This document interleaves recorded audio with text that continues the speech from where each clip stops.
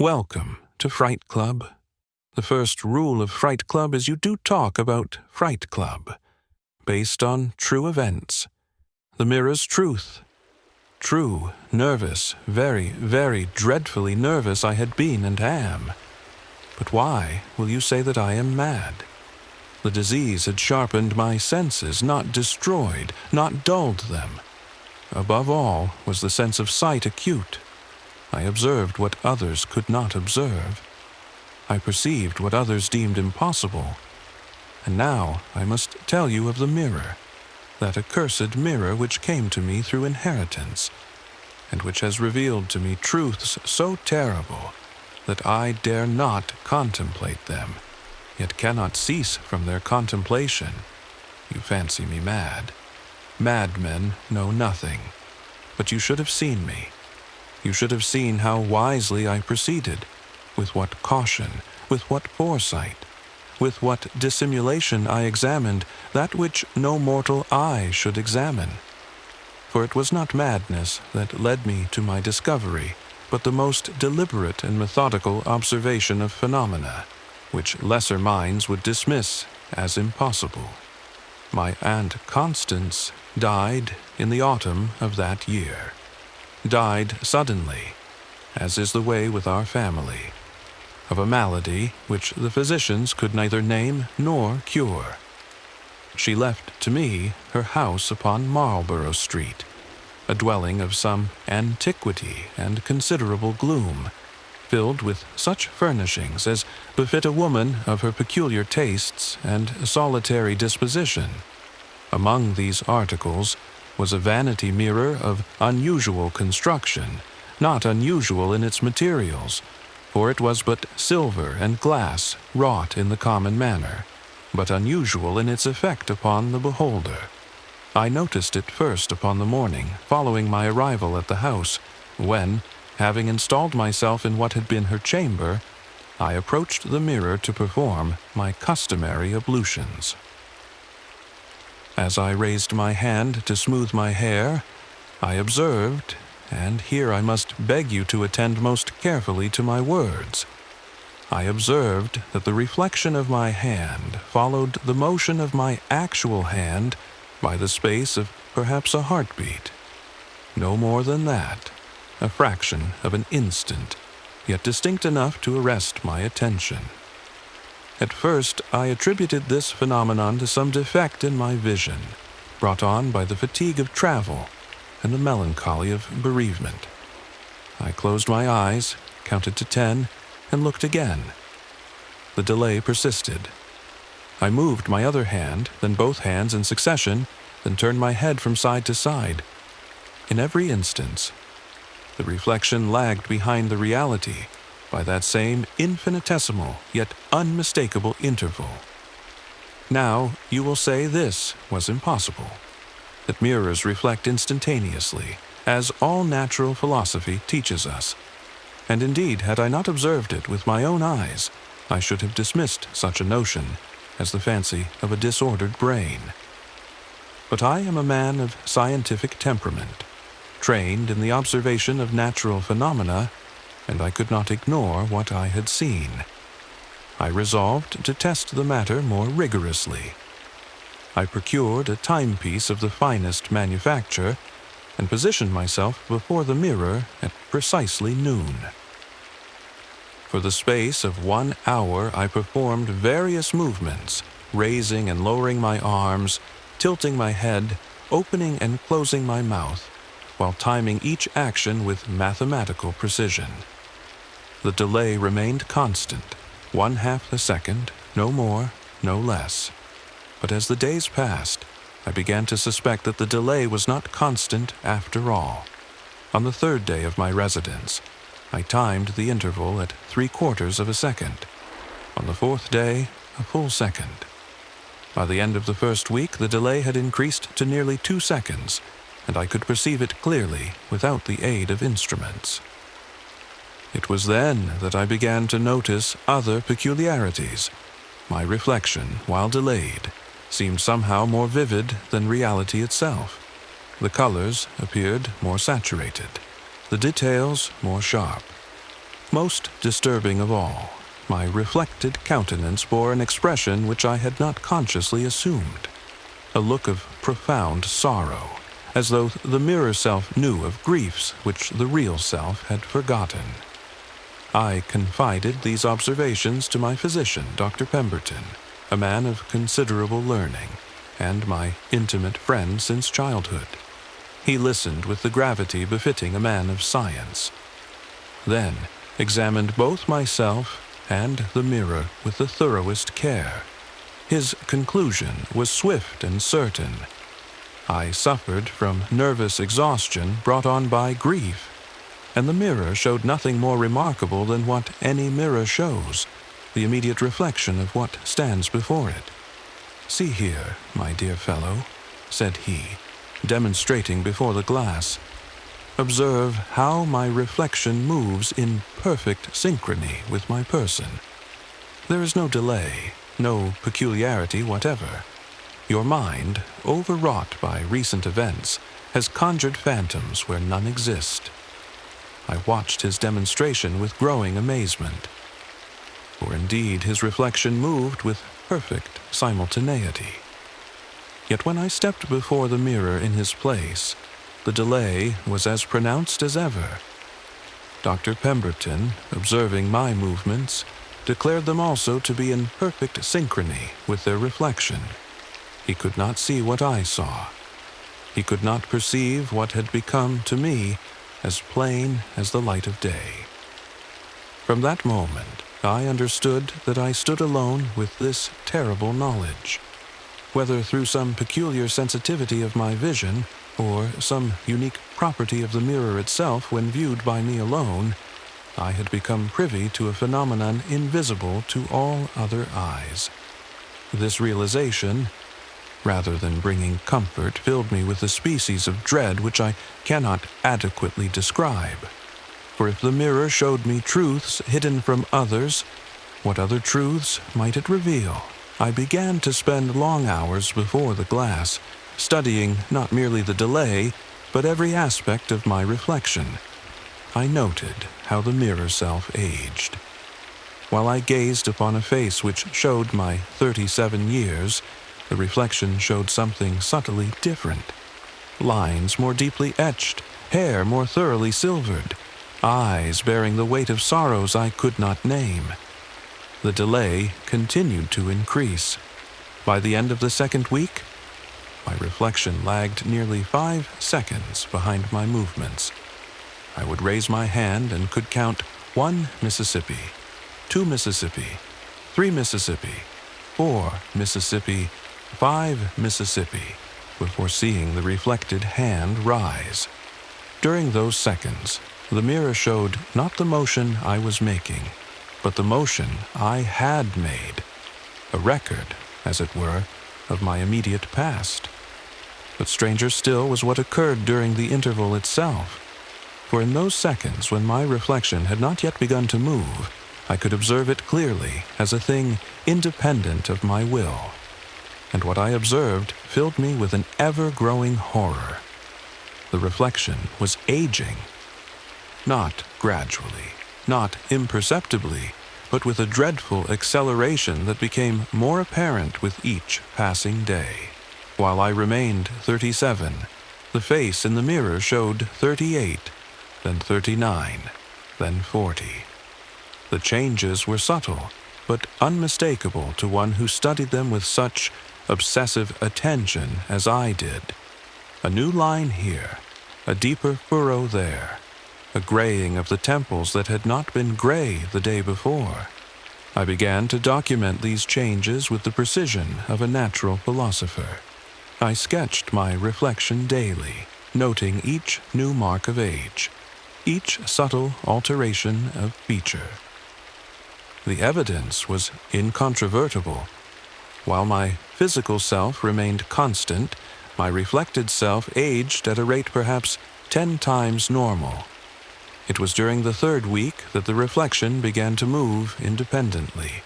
I stood before the mirror in perfect stillness, studying the phenomenon with that careful attention which had become my constant practice.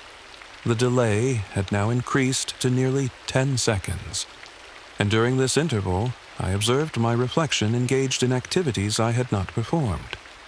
I watched, transfixed, as my mirror self raised its hand to its face in a gesture of despair, a gesture I had not made, had not contemplated making, yet which seemed somehow familiar. The next day, the independent movements became more pronounced. While I stood motionless, my reflection paced back and forth within the confines of the mirror's frame. While I gazed straight ahead, my reflection turned its head to look at things I could not see. While I remained silent, my reflection's lips moved as though in earnest conversation with some invisible companion. I attempted to speak to it, to address this strange second self which had taken residence in the glass. I asked it questions, begged it for explanations, demanded to know the meaning of its peculiar behavior. But though its lips moved constantly, I could hear no words. It might have been speaking or weeping or singing. I could not tell. It was as though the mirror had captured my image, but not my voice, my form, but not my sound. The aging continued at its relentless pace. By the 4th week, my reflection appeared to be 50 years of age or more, while I remained as I had always been. The face in the mirror bore lines of such suffering, such profound anguish, that I could barely stand to look upon it. Yet I could not look away. Some terrible fascination compelled me to observe every detail of this accelerated decay, this preview of mortality that played out before my eyes. It was then that I began to hear the weeping. At first, I thought it came from elsewhere in the house, perhaps from some neighbor's dwelling, or from the street below. But as I listened more carefully, I realized the sound emanated from the mirror itself. Soft sobs, barely audible, seemed to drift from the glass like whispers from another world. When I pressed my ear against the mirror's surface, the weeping became clearer, more distinct. It was a woman's voice, young and filled with inconsolable grief. But whose voice? And why should it come from a mirror which showed only my own reflection?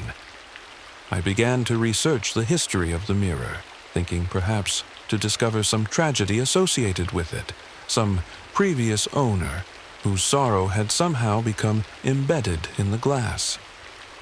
My aunt's papers yielded little information, only a bill of sale indicating she had purchased it some 20 years prior from an estate sale in Salem. The previous owner was listed as one Margaret Whitmore, deceased, with no further details provided. I traveled to Salem and sought out the records of Miss Whitmore's estate. What I discovered there filled me with a dread so profound that I nearly abandoned my investigation altogether. For Margaret, Whitmore had not died alone. The records showed that she had perished in a fire along with her infant sister, whom she had been raising since their parents' death. The child's name was listed as Constance Whitmore, my aunt's given name. The coincidence seemed too remarkable to dismiss. Yet what could it mean? Had my aunt somehow been connected to this family? Was there some relationship I had not known of? I examined birth records, death certificates, genealogical documents of every description, but could find no link between my aunt and the Whitmores beyond the shared Christian name. It was upon my return to Marlborough Street that I made the discovery which changed everything. As I approached the mirror in my customary manner, I noticed that the delay had increased to nearly 30 seconds. For half a minute after I raised my hand, my reflection remained motionless. During this interval, I studied the aged face in the glass with my usual attention, noting new details that had appeared since my absence. And then I saw something that made my blood freeze in my veins.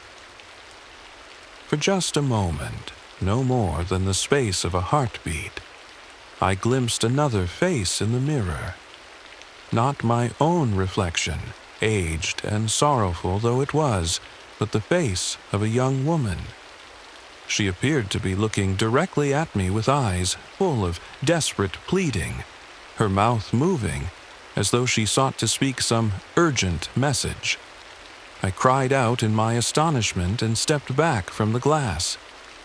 When I looked again, only my own reflection stared back at me, delayed as always, but showing no trace of the female visage I had momentarily perceived. Yet I knew I had not imagined it. The face had been as clear and distinct as my own. Young, beautiful, framed by dark hair, with features that seemed somehow familiar, though I was certain I had never seen them before. And in her eyes had been such anguish, such desperate entreaty, that the memory of it haunted me for days afterward. I resolved to watch the mirror more carefully, to discover whether this apparition would appear again. For hours each day I stood before the glass, studying my reflection with the most minute attention. The delay continued to increase. 40 seconds, 50, a full minute. During these intervals, my aged reflection stood perfectly still, while my younger self moved about before the mirror. And gradually, I began to see her more frequently.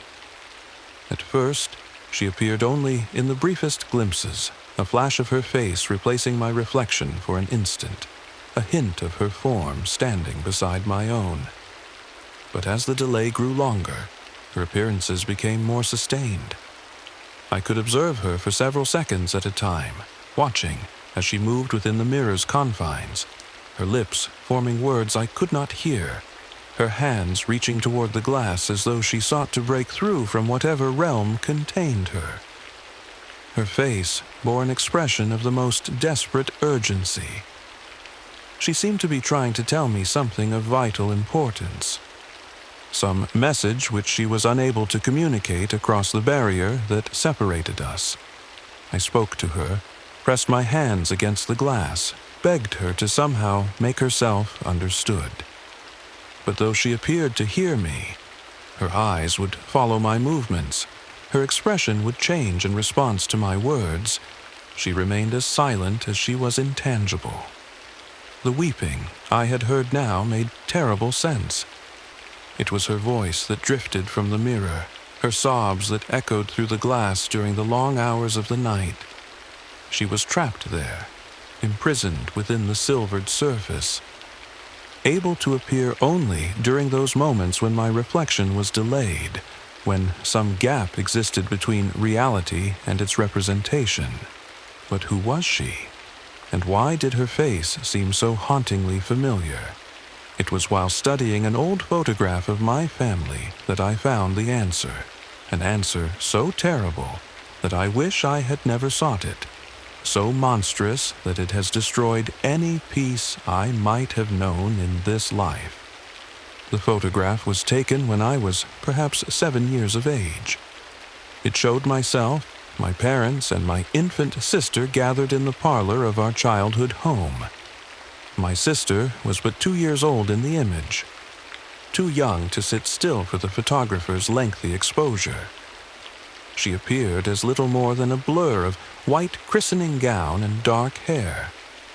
But as I studied the photograph with a magnifying glass, seeking to make out her features more clearly, I realized with dawning horror that I knew that face. Aged some 20 years, it was the same visage that appeared to me in the mirror. The same dark eyes, the same delicate features, the same expression of desperate pleading. My sister Constance, dead these 30 years. The memories came flooding back then, memories I had buried so deeply that I had convinced myself they were merely nightmares, products of a child's fevered imagination. But they were real. Dear God, they were all real. I remembered the day she died, I remembered how I had been jealous of the attention she received, how I had resented her constant crying, her demands upon our mother's time. I remembered the afternoon when our parents had gone to town, leaving me to watch over her as she slept in her cradle. I remembered the pillow. Even now, I cannot bring myself to describe in detail what transpired that afternoon. Suffice it to say that when our parents returned, they found little Constance still and silent in her bed, victim, they believed, of one of those sudden tragedies that sometimes befall infants without cause or warning. The physician spoke of weak lungs, of a heart that had simply stopped beating. No one suspected the truth. I was but 7 years old. Who would imagine such wickedness in one so young? But let me try to convey to you the terrible progression of that day, for it is only in the fullest confession that I can hope to purge my soul of its burden. The morning had begun innocently enough. Our parents, having received word that my father's business partner had taken gravely ill in the neighboring town, prepared to depart with all haste. My mother was reluctant to leave us. She had never before entrusted the care of infant Constance to anyone save herself or our faithful nurse, Mrs. Whitby, who had unfortunately taken ill herself some days prior. "Henry is a responsible boy," my father assured her, "and we shall return before nightfall. Little Constance will sleep the greater part of the day, and Henry has but to watch over her cradle and summon the neighbors should any difficulty arise." How those words echo in my memory now. How they ring with the terrible irony of misplaced trust. For I was indeed a responsible boy in all matters save one. I could not master the jealousy that consumed me whenever I looked upon my sister's peaceful face. From the moment of her birth, Constance had been the center of our household's attention. Where once I had been the sole recipient of my mother's kisses and my father's proud glances, I now found myself relegated to the periphery, a forgotten satellite orbiting the bright star of my sister's existence. When she cried, all other activity ceased until her needs were met. When she slept, the entire house moved on tiptoe lest she be disturbed. When she smiled, oh, those rare and precious smiles, both parents would summon me to witness the miracle, as though her innocent expressions were somehow more remarkable than any achievement of my own. "See how she looks at you, Henry," my mother would coo. "See how she loves her big brother." But I felt no love from those dark eyes, only the weight of an obligation I had never sought. The burden of a responsibility I resented with every fiber of my 7-year-old being. On that fateful afternoon, after our parents' carriage had disappeared down the lane, I found myself alone with Constance for the first time in my life. She lay sleeping in her cradle beside the parlor window, her tiny chest rising and falling with perfect regularity, her rosebud lips parted slightly, in the innocence of slumber. For perhaps an hour I was content to sit nearby and read from my primer. The house was wonderfully quiet without the constant bustle of adult attention focused upon my sister. I imagined, for those brief moments, what life might be like if I were once again the only child, if all the love and care that now flowed toward Constance could return to me. It was then that she began to cry. The sound started as a soft whimpering, but quickly escalated to the full-throated wailing that had become the soundtrack of our daily existence. I approached her cradle, hoping that my presence might soothe her, but her cries only intensified.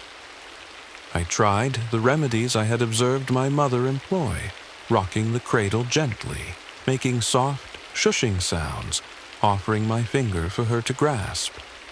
Nothing availed. The crying continued for what seemed like hours, though it could not have been more than minutes. The sound filled the house, penetrated every corner, seemed to resonate in my very bones, and with each wail, my resentment grew. Here, even in our parents' absence, Constance commanded the attention of the household. Even alone, she would not grant me a moment's peace. "Be quiet," I whispered at first, then louder. "Be quiet, Constance." But she would not be quiet. If anything, my raised voice seemed to increase her distress.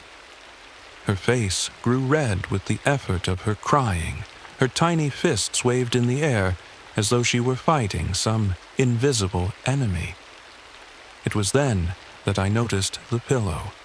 It lay on the nearby settee where my mother often sat to nurse Constance, a small, soft cushion of blue silk that had been my sister's constant companion since birth. My mother used it to support her arm during feeding, and Constance had shown a particular fondness for its smooth texture. I picked up the pillow, intending at first merely to place it where Constance might touch it, hoping its familiar presence would calm her. But as I held it above her cradle, another thought entered my mind. A thought so terrible that even now, 30 years later, I can barely bring myself to acknowledge it. What if the crying stopped forever? What if the source of all my jealousy, all my resentment, all my displaced anger were simply gone? The thought was there and gone in an instant.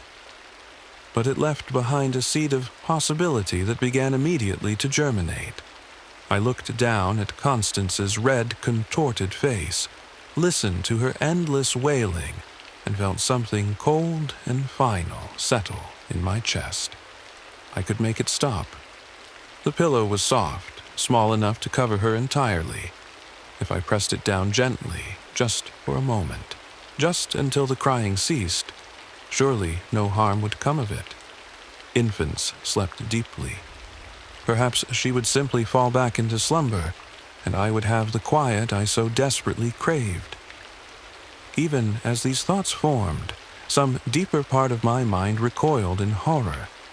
This was my sister, my flesh and blood, an innocent child who had done nothing wrong save exist.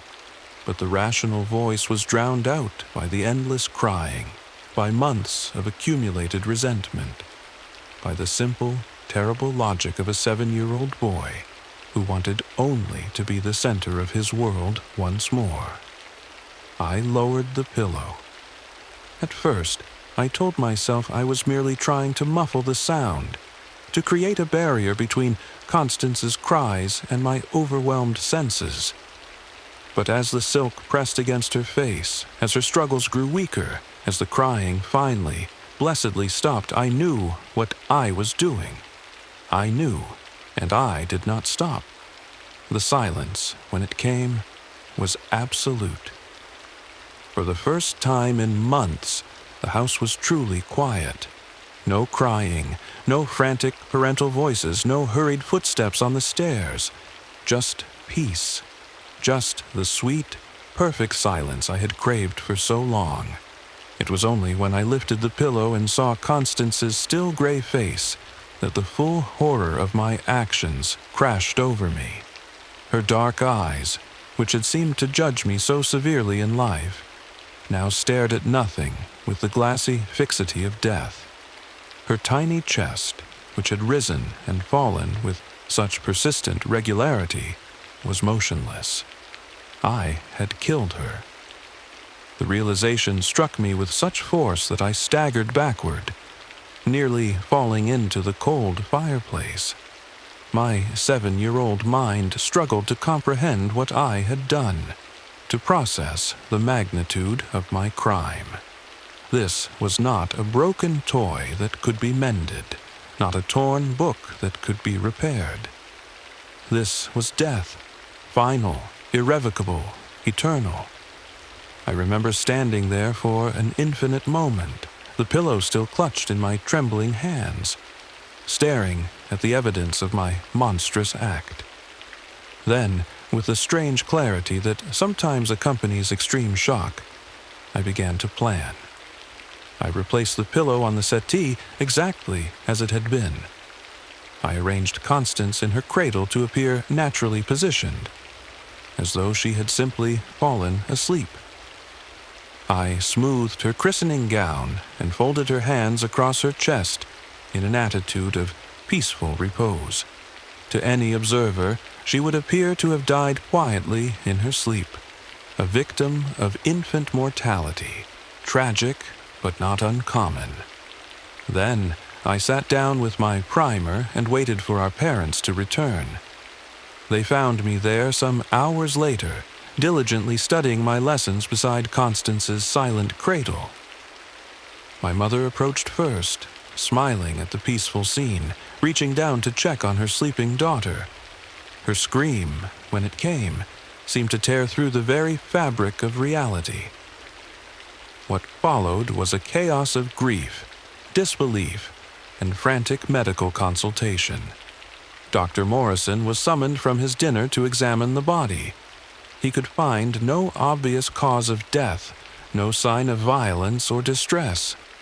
"These things happen," he told my weeping parents with the practiced gravity of one who had delivered such news many times before.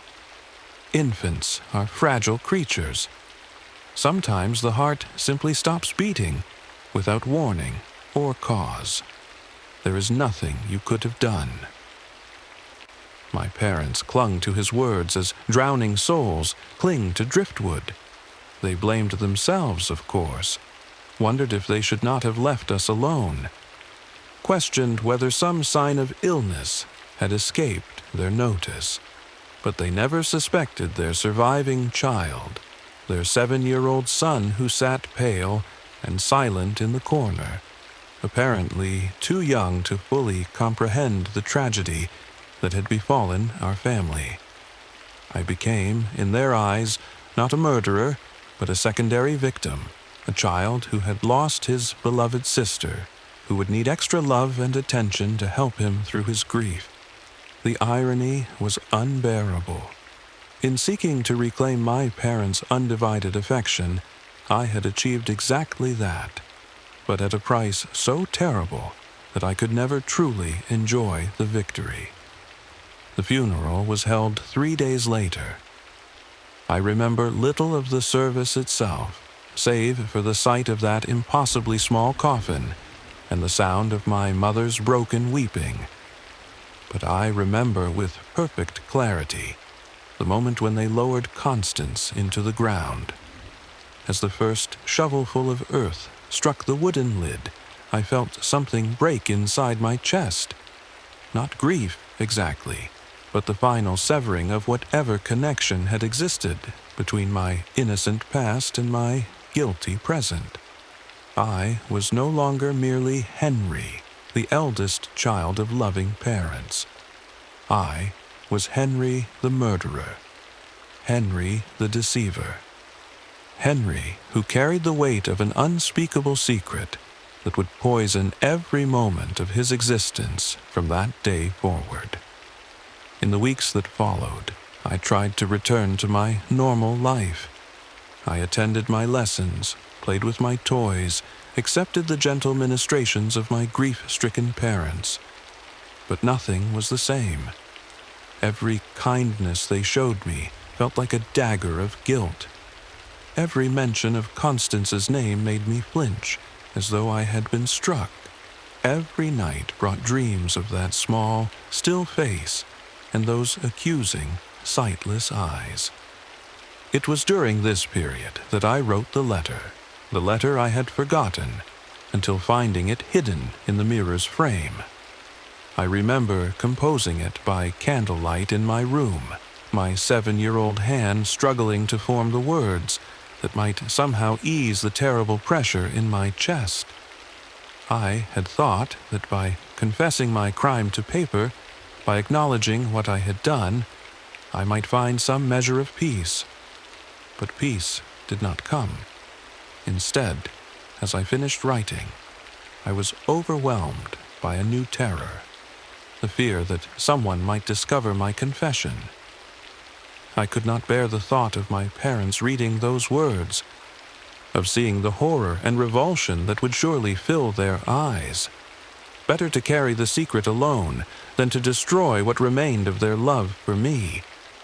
I hid the letter in what I believed was the most secure place I could find, inside the wooden frame of my mother's hand mirror, in a small gap between the backing and the decorative molding.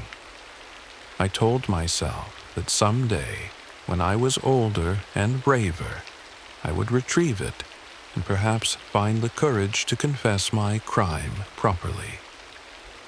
But as the years passed, the letter became as buried in my mind as Constance was buried in the churchyard. By the time I reached adulthood, I had almost convinced myself that the memories were false, products of childhood imagination rather than actual events. The human mind, I discovered, has a remarkable capacity for self-deception when the truth becomes too painful to bear. I constructed an elaborate fiction in which Constance had indeed died of natural causes, in which my guilt was merely the result of typical sibling rivalry magnified by a child's inability to understand death. I married, established myself in business, lived what appeared to be a normal and productive life. If I sometimes woke in the night with the echo of infant cries in my ears, if I sometimes found myself unable to look at children of a certain age, if I sometimes felt the weight of invisible eyes upon me, well, these were merely the eccentricities of a sensitive nature, nothing more. My wife, dear Sarah, noticed these peculiarities, but attributed them to the natural melancholy of a man who had lost his only sibling in childhood. She was infinitely patient with my strange moods, my tendency to avoid family gatherings where young children were present, my inexplicable distress when she spoke of her desire for children of our own. "When we have our own little ones," she would say, stroking my hand with such tenderness, "perhaps it will heal that old wound in your heart. Perhaps you will find peace at last." But I knew there could be no peace for me in parenthood. How could I hold an innocent child? How could I look into trusting infant eyes, knowing what I was capable of? The very thought filled me with such horror that I began to make excuses, to delay, to find reasons why we should wait before starting our family. Sarah's confusion gradually turned to hurt, her hurt to suspicion, her suspicion to resentment. She began to wonder if perhaps I did not love her as I claimed, if perhaps I had married her under false pretenses. Our arguments grew more frequent and more bitter, until finally she could bear the uncertainty no longer. "Tell me the truth, Henry," she demanded one evening, her eyes bright with unshed tears. "If you do not want children, if you cannot love me properly, then at least have the decency to say so. Do not leave me guessing at the nature of my own husband's heart." How I longed to tell her everything. How I ached to unburden myself of the terrible secret that stood between us like an invisible wall. But the words would not come. 30 years of silence had made confession impossible. Instead, I mumbled something about financial concerns, about wanting to establish ourselves more securely before taking on the responsibilities of parenthood. She saw through my deception immediately. "Money," she said with a bitter laugh. "Always money with you, Henry. Never the truth. Never what really troubles you." That night, she moved into the guest chamber, and though we continued to live under the same roof, our marriage was effectively over. Within 6 months, she had returned to her father's house, taking with her only her personal belongings, and a letter explaining that she could no longer bear to live with a man who would not trust her with the contents of his own heart. I made no effort to stop her. How could I? To win her back would have required the very confession I was incapable of making, and so I found myself alone once more, just as I had been alone with my secret for all those years. It was perhaps a year after Sarah's departure that I received word of my Aunt Constance's death. The news came in a brief letter from her solicitor, informing me that I had been named as her sole heir. The inheritance included her house on Marlborough Street, along with all its contents, and a modest sum of money that would allow me to live comfortably, without the necessity of regular employment. I had not seen my aunt in many years. She had been something of a recluse in her later life, rarely venturing out of her house and receiving few visitors. But we had maintained a sporadic correspondence, and I knew that she had never married, had no children of her own. Her decision to leave everything to me was not entirely unexpected, though I was surprised by the extent of her property. The journey to inspect my inheritance filled me with a peculiar mixture of melancholy and anticipation. As the carriage wound through the familiar streets of my childhood, I found myself remembering fragments of visits to Aunt Constance's house, dim recollections of a stern woman in black who smelled of lavender and spoke in whispers, as though afraid of disturbing some invisible presence that shared her dwelling. She had been my mother's elder sister, born some 15 years before my mother, and never quite recovered, it seemed, from the shock of suddenly finding herself responsible for a much younger sibling when their parents died in a railway accident. Perhaps this explained her particular fondness for me, or what I had interpreted as fondness in my youth. Looking back now, I wonder if she had not seen in my relationship with Constance some echo of her own burden, some reflection of a responsibility she had never wanted, but had been forced to accept. The house itself stood at the end of Marlborough Street, like a monument to Victorian gloom. 3 stories of dark brick rose from a small, neglected garden, its windows uniformly shrouded with heavy curtains that seemed to absorb rather than reflect the wan autumn sunlight. The very architecture appeared to lean inward upon itself, as though the structure sought to minimize its contact with the outside world. As I approached the front door, key in hand, I was struck by the absolute silence that surrounded the property. No children played in the nearby gardens, no carriages passed along the street, no servants bustled about their duties. It was as though the house existed in a pocket of stillness, cut off from the ordinary rhythms of life that animated the rest of the city. The interior proved even more remarkable than the exterior had suggested. Upon crossing the threshold, I found myself in a world that seemed frozen in time, not merely preserved, but actively suspended, as though the very air had been held motionless for decades. Dust motes hung like tiny suspended stars in the shafts of light that penetrated the drawn curtains, and my footsteps echoed with a hollow resonance that spoke of rooms long unoccupied by human warmth. But it was not the silence or the stillness that first arrested my attention. It was the mirrors. They were everywhere, as I have mentioned, but the true extent of my aunt's obsession only became apparent as I moved from room to room. In the parlor alone, I counted no fewer than 17 reflecting surfaces. Hand mirrors scattered across tables and mantels, a pier glass that stretched from floor to ceiling. Smaller looking glasses mounted at odd angles along the walls, and even a collection of polished silver serving pieces arranged to catch and reflect light from every possible direction. The dining room was similarly appointed, with mirrors placed so that anyone seated at the table would be confronted by multiple versions of themselves from every angle. The effect was deeply unsettling.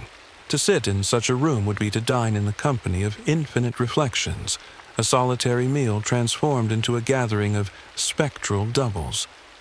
But it was in my aunt's bedroom that the true magnitude of her peculiar passion became apparent.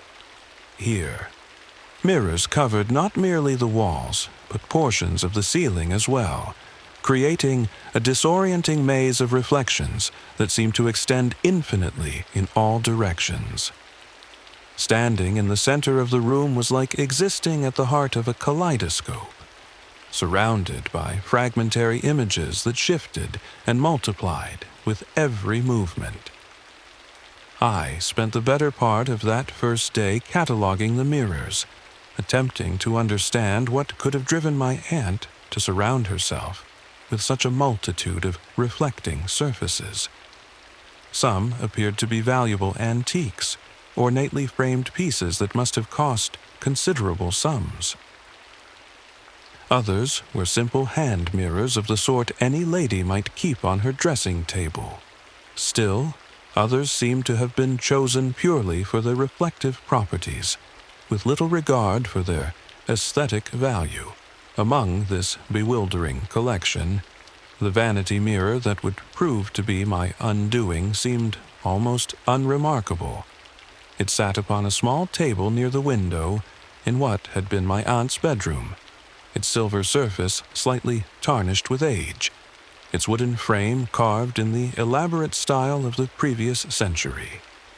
Only later would I discover the bill of sale among my aunt's papers, revealing its origins in the Whitmore estate and its connection to a tragedy that mirrored my own.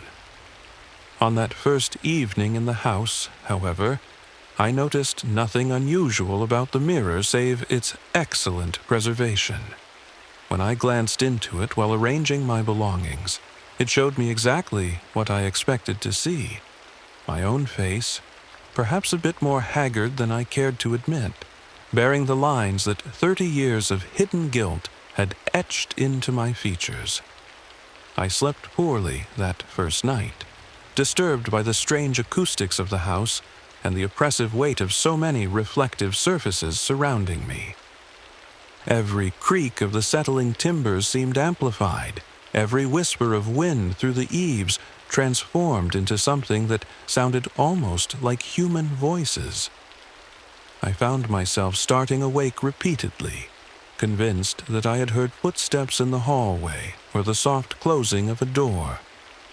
But it was not until the second morning that I first noticed the delay. I had risen early, intending to continue my exploration of my aunt's effects, and had approached the vanity mirror to perform my customary morning ablutions. As I raised my hand to smooth my hair, a gesture I had performed countless thousands of times before countless mirrors, I observed something that seemed to violate the very laws of natural philosophy. My reflection moved. Not immediately, not in perfect synchrony with my own motion, but a fraction of a second later, as though the image in the glass required a moment to catch up with the reality it purported to represent. The delay was so brief that I might have dismissed it as a trick of tired eyes or inadequate lighting, but something in the quality of that delayed movement, the way it seemed almost deliberate, almost conscious, arrested my attention completely. I lowered my hand and raised it again, watching with the focused intensity of a natural philosopher observing a new phenomenon. Again, the reflection lagged behind the reality by that same infinitesimal interval. I moved my other hand, turned my head, blinked my eyes. In every case, the mirror showed these actions a heartbeat after I performed them. My first thought was that some defect in the glass itself might account for the phenomenon. I examined the mirror's surface minutely, looking for cracks or irregularities that might cause such an effect. The silver was somewhat tarnished, true, but no more so than one might expect in a mirror of its apparent age. The glass itself seemed perfectly smooth and unblemished. I tested other mirrors in the house, moving from room to room with scientific thoroughness, but all showed my reflection with perfect simultaneity. Only the vanity mirror in my aunt's bedroom exhibited this strange temporal displacement, this curious lag between action and representation. Over the following days, I found myself returning again and again to that mirror, drawn by a fascination that I could not entirely explain. I began to time the delay with my pocket watch, noting with growing unease that the interval seemed to be increasing. What had begun as a barely perceptible lag of perhaps half a second gradually extended to 3/4 of a second, then to a full second, then longer still.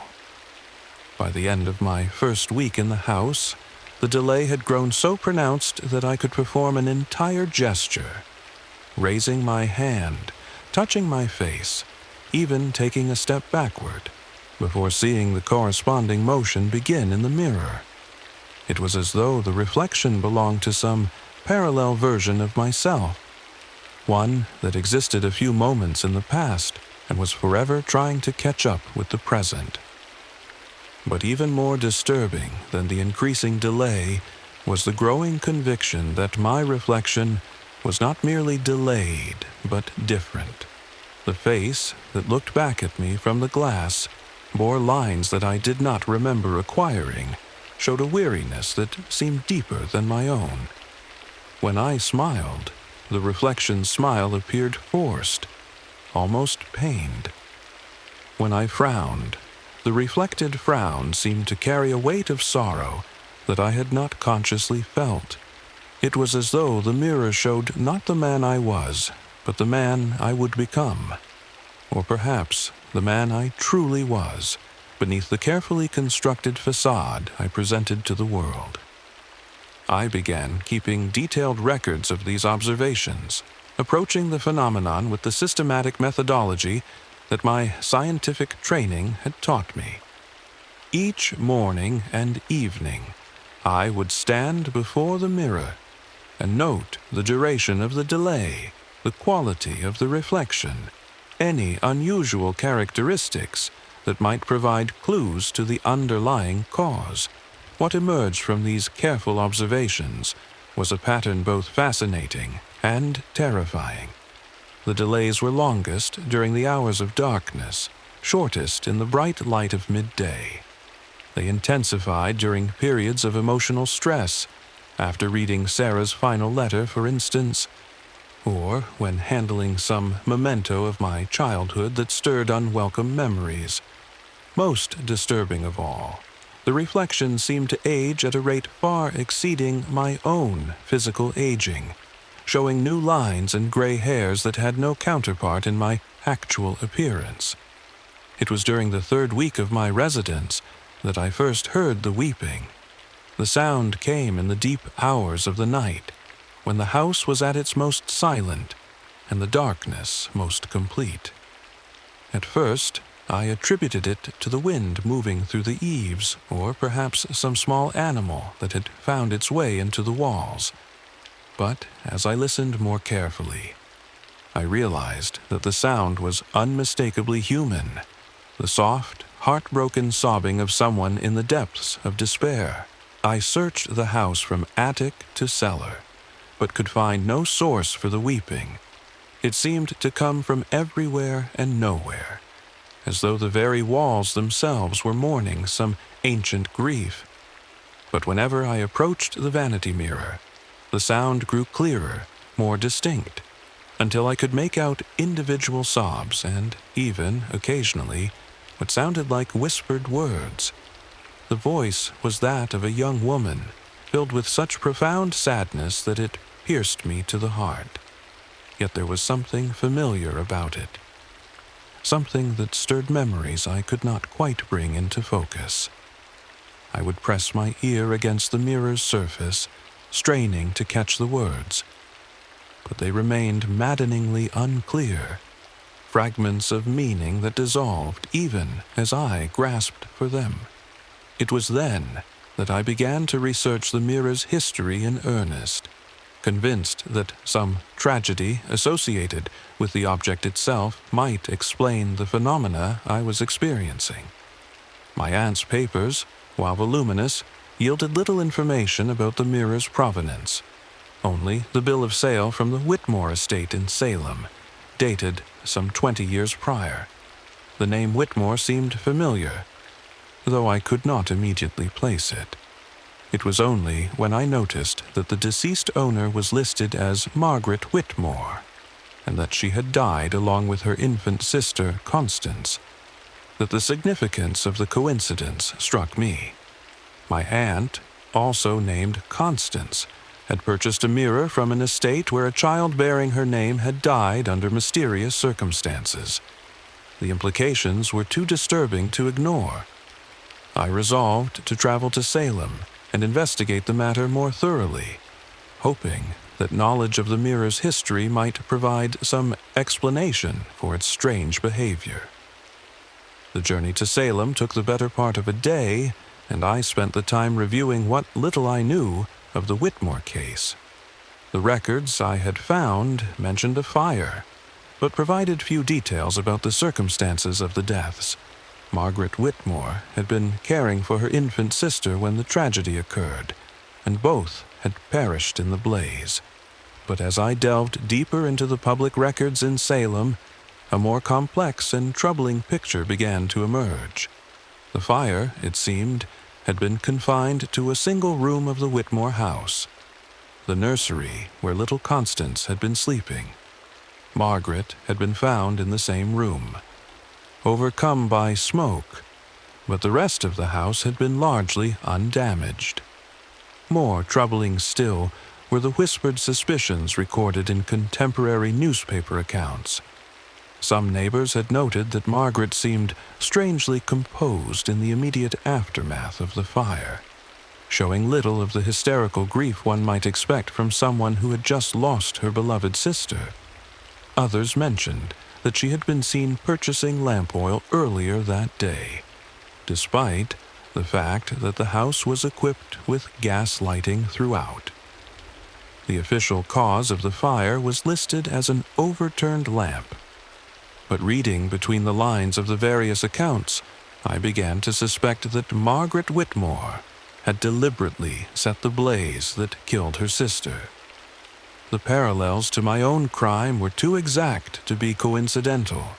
Two elder siblings, both caring for infant sisters named Constance, both driven by jealousy to commit acts of unthinkable violence. But Margaret's story had ended differently than my own. According to the records, she had survived the fire, but had never recovered from what the physicians termed nervous exhaustion. She had become increasingly reclusive, refusing to see visitors, and spending long hours staring into the mirror that had belonged to her sister.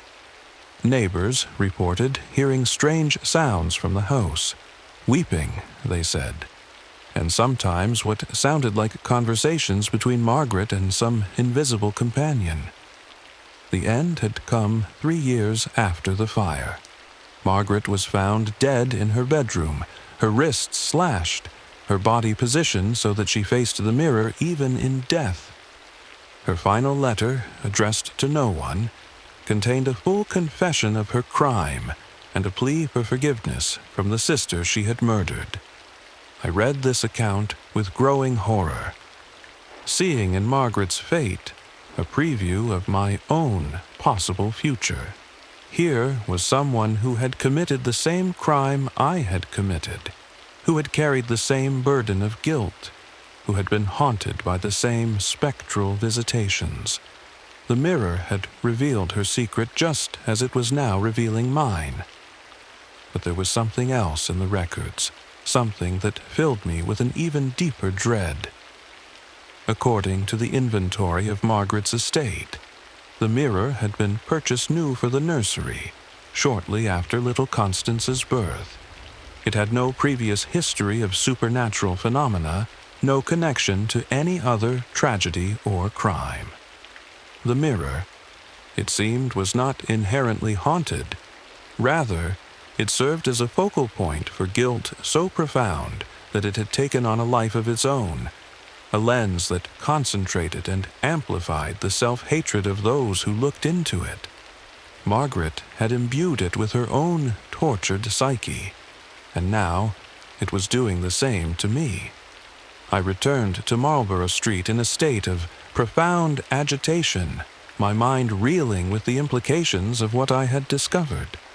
The mirror was not showing me supernatural visions. It was showing me the truth about myself, the reality I had spent 30 years trying to deny. The aging reflection was the man I should have been, marked by the weight of acknowledged guilt.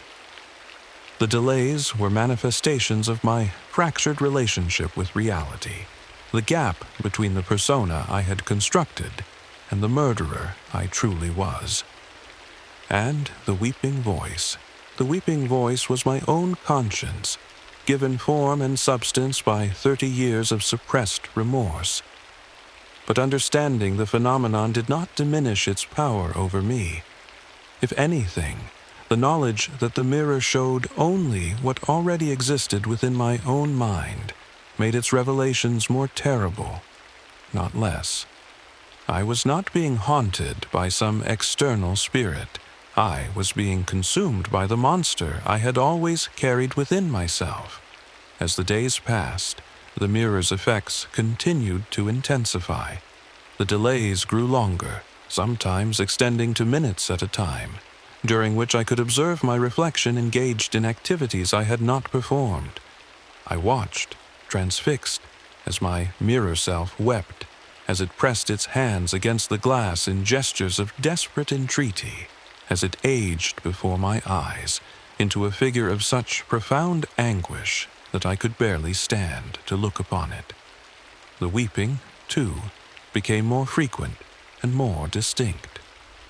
I could make out words now, fragments of a conversation that seemed to span decades.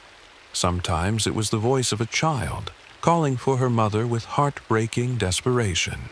Sometimes it was my own voice, younger and filled with terror, begging forgiveness for sins I could barely comprehend. And sometimes, most disturbing of all, it was the voice of the man I had become, confessing over and over to crimes that had shaped every moment of my existence since that terrible afternoon 30 years ago. It was during one of these extended episodes that I first saw her face clearly. I had been standing before the mirror for perhaps an hour, documenting the latest manifestations in my journal, when the reflection suddenly changed.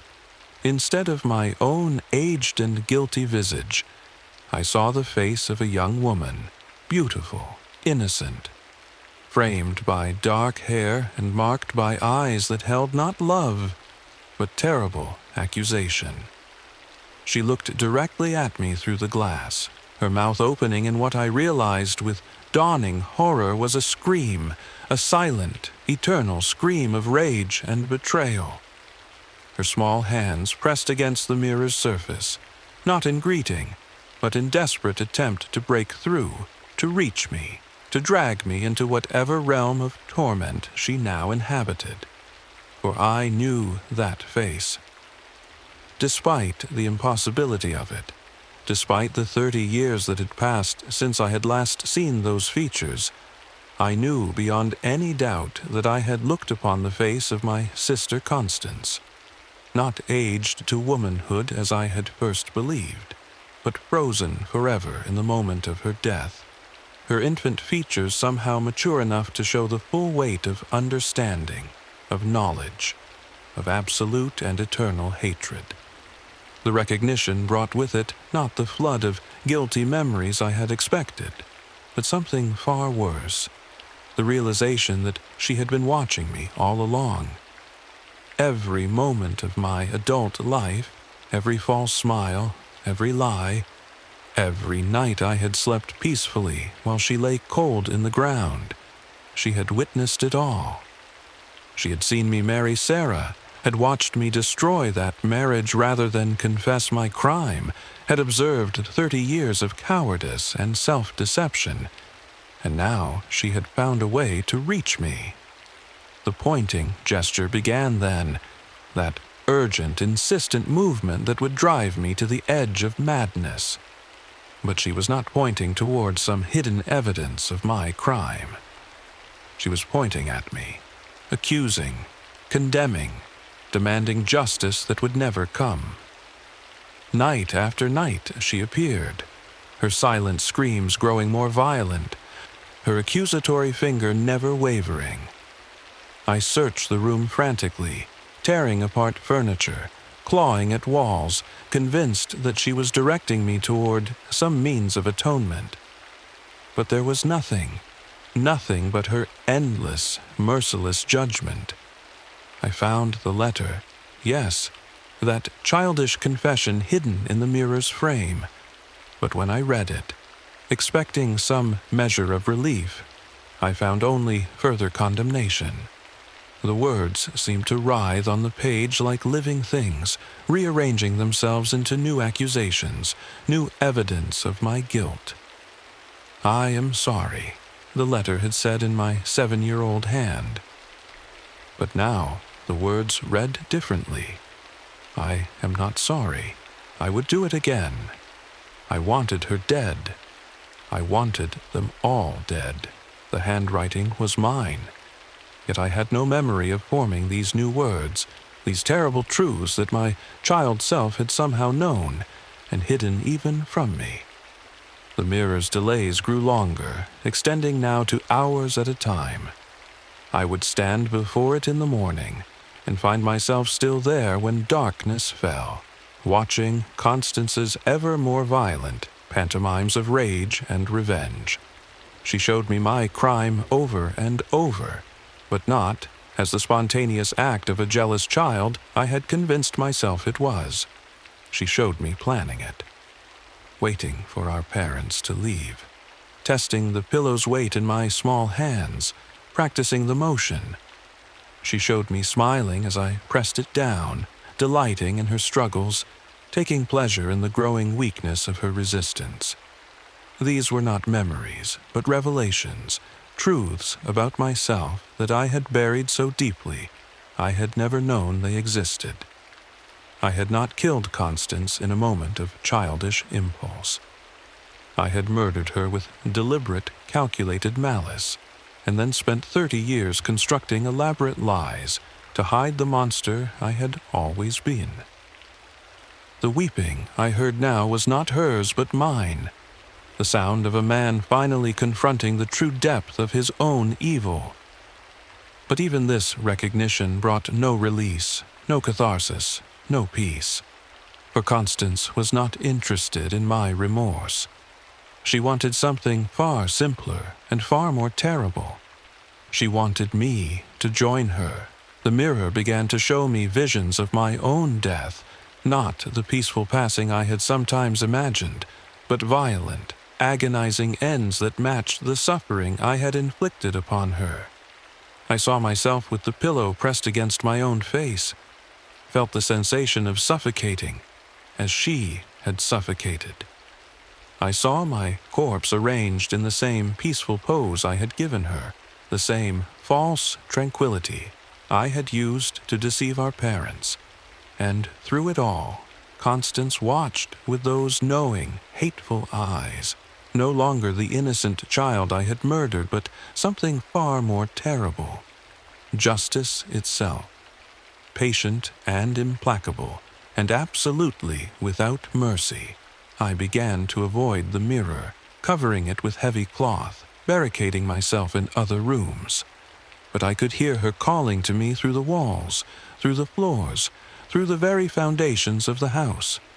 Her voice was everywhere now, no longer weeping but laughing, a sound like breaking glass, like the final breath escaping from crushed lungs.